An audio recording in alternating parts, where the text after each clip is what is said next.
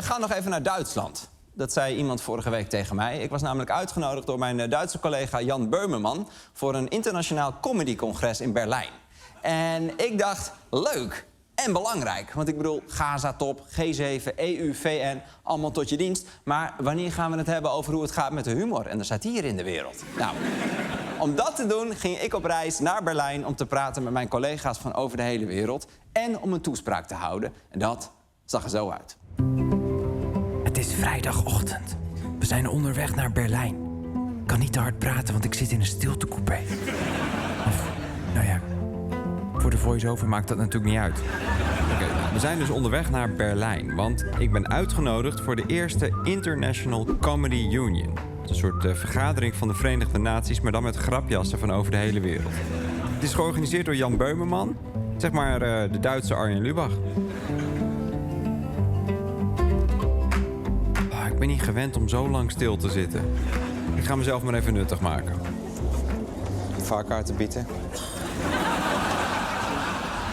Kaartjes, vaarkaarten. Dankjewel. Ja, dat ziet er goed uit. Ja, voor je reis. Hebben jullie kaartjes ook? Vaarkaarten? Het is geen vervoersbewijs, staat hier. Nou ja, ik reken het goed. Ja, helemaal goed hoor. Ja hoor, gezien. Hey, fijne reis.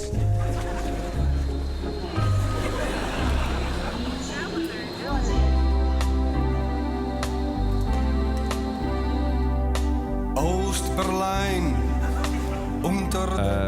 Wacht even, jongens. Kunnen we niet een iets origineler muziekje nemen? Ja, beter dit. Ja. Berlijn, de stad van de liefde. De ideale plek voor een internationale comedybijeenkomst. Je hoort wel eens dat Duitsers geen humor hebben, maar dat is al lang niet meer zo. Want het getuigt van best wel gevoel voor humor dat ze een comedytop organiseren in een land als Duitsland. Een land zonder enig gevoel voor humor. En ik ben er. De bijeenkomst wordt gehouden in dit gebouw. Het Haus der Kulturen der Welt. Niet te verwarren met deze sporthal in Apeldoorn. Er komen dus allemaal internationale comedians uit Portugal, Finland, Duitsland, Zuid-Afrika en... Let je gast. Dit zijn de mensen die de wereld gaan redden. We zijn eigenlijk een soort Avengers. Zonder superkrachten of echte invloed, maar met grapjes. En minder budget. They always ask me if I want to go in politics, but now I'm sure I won't. Absolutely certain. Welcome to Berlin. Thank you. We the made capital of Germany. We're doing a conference. It's the pretend fourth day of the secret World Summit of the International Comedy Union. Very secret. And you are one of the participants. Yes. You're like a representative for the Netherlands. I'm honored. Ook in het buitenland hebben ze dus late-night comedy shows. Maar die programma's die zien er overal weer totaal anders uit. De een heeft een rode stropdas, de ander een rode das met streepjes.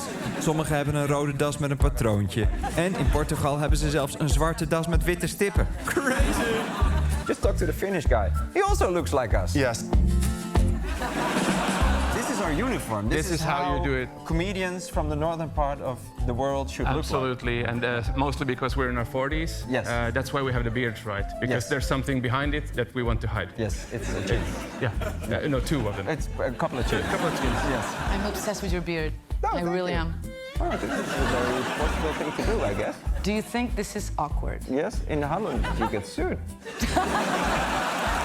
Showtime. Tijd om Nederland uit te leggen aan het internationale publiek. Dear members of the International Comedy Union. Hello, fellow citizens of the world. First of all, let me say, if there are any Americans in the room, maybe I should explain what my job is. I'm a host of a late-night TV comedy show where I make fun of the leader of my country, the Netherlands. And our leader, he can take a joke. He has no choice because his name is Dick. And that's true. I'm so happy to be here. It's an honor to be in Berlin, in a room filled with so many white Germans. If only my grandfather could see me now, he would have been so proud. I love you, Opa. Say hi to the rest of the family in Argentina. Do you worry about the state of the Western world, the satire in general? No, not It's a really. Not small really. questions, just a small interview. Yeah, but no, I don't worry. No. Like I think that it's pretty far away that something really bad would happen. Like at least in Europe, I would say. You know you're close to Russia, right? That's geographically close, but we're not like culturally or socially No. very close to them. No, I and know. we're getting further away every day. Yeah. Can you imagine? Yeah, that's weird. Yeah. How are things in South Africa? South Africa's great, man. Yeah. You don't have any issues. No? Not at all. You can no. say anything you want? I mean, you can always say anything you want. What you don't have is choice of consequence. That's right. In Portugal, we have one far-right party that is probably going to win the next election. I work for a public television station, so I would be the first one to go. No, but there's no doubt about it. They put on social media, they talked about our salary, that it's not true, the number they have, but they talked about our salary, It's that way more. it's taxpayer money. No, it's way less. But taxpayer money, that they shouldn't pay people to talk like that about their governments on public television. So it's coming. It's coming. It's coming for all of us. Yes. Did you ever get in trouble? No, not me. No? No. I'm 6'5". I'll whoop your ass. Yes, he's tall. This is the Netherlands' top favorite to become the new prime minister. I'd like to address one thing that bothers me, and I'm speaking directly to the international media that's here. You always mention that Geert Wilders' nickname is Mozart. First of all, if you want to compare a far-right politician to a famous composer, Wagner is right there. The situation in America with Kimmel and stuff and Colbert, did it worry you? Yeah. Yeah? I'm really worried. I've been to the US like 2 years ago, and like in all seriousness, I don't want to go there now. I think we wouldn't get in. Yeah, Don't you think so? I think we will get in, but I don't want to risk it, and I also don't want to support it. No. So I'd like to stay in touch with my colleagues and send some like warm greetings. We blew up like a Statue of Liberty in front of this building. I saw it. In solidarity. The name of this exhibit is, by the way, Status of Liberty, which is like we just switched out one letter and then. That's great. Humor is not great. Our previous prime minister, right now, he's the Secretary General of NATO. Or, for the French people in the room, OTAN. You are pathetic. I have one message for the French.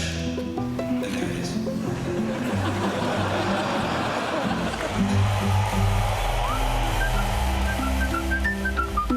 Thank you so much. Who was that?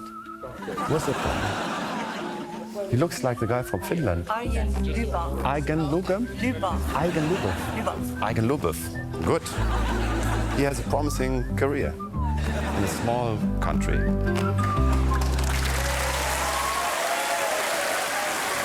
Dat is een leuk avontuur.